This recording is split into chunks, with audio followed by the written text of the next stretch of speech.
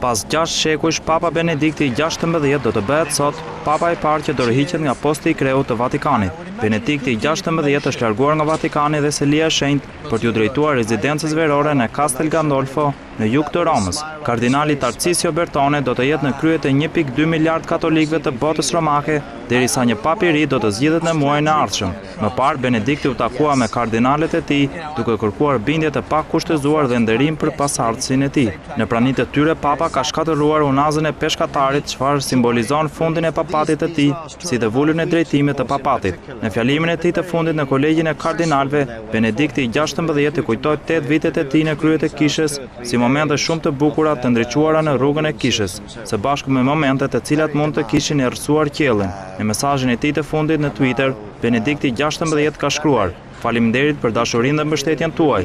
Vendosni Krishtin në qendër të jetës suaj." Që nga kjo enjte në mbrëmje Benedikti do të ketë titullin Papa Emeritus. Pas një periudhe të shkurtër në Castel Gandolfo, 85 vjeçari do të shkojë në manastirin Ecclesiae Mater, ku për vite me radhë murgeshat bën një jetë të qetë mes meditimit dhe lutjeve, e ku Papa do të fokusohet në studimet teologjike. Manastiri i hapur në maj të 1994-s u themelua nga paraardhësi i tij, Papa Gjon Pali II, i cili ftoi murgesha nga urdhra të ndryshme fetare për t'u dedikuar atyre lutjeve. Papa Benedikti XVI da dorëheqjen pak javë më parë me argumente se kishte disa probleme shëndetësore.